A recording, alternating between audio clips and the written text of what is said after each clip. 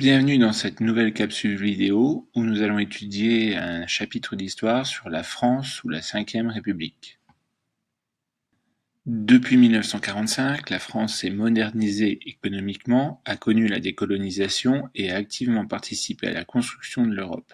Ces mutations se sont opérées en grande partie dans le cadre de la Ve République créée en 1958.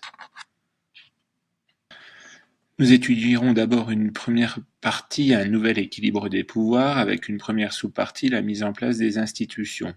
Le 13 mai 58, après une crise, le retour de Gaulle dans la vie politique comme chef du gouvernement est acté. Il a la charge de réformer les institutions de la Quatrième République enlisées dans la guerre d'Algérie. De Gaulle va mettre en application les principes évoqués dans son discours de Bayeux de 1946, un système où le président a le premier rôle en tant qu'arbitre au-dessus des partis politiques et doit être le garant de l'ordre républicain.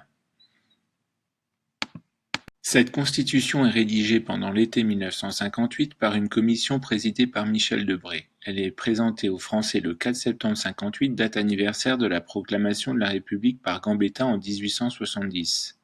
Elle est adoptée par référendum le 28 septembre 1958 par 79% des Français.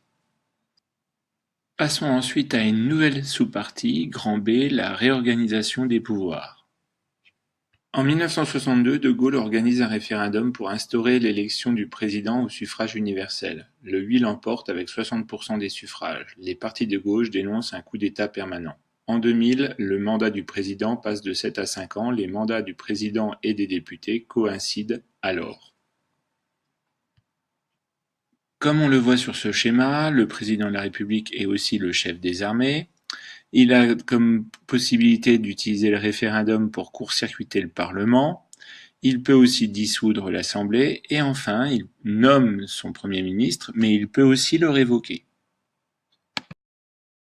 Le Premier ministre est responsable devant l'Assemblée nationale et il doit engager la question de confiance, c'est-à-dire la responsabilité de son gouvernement devant les députés.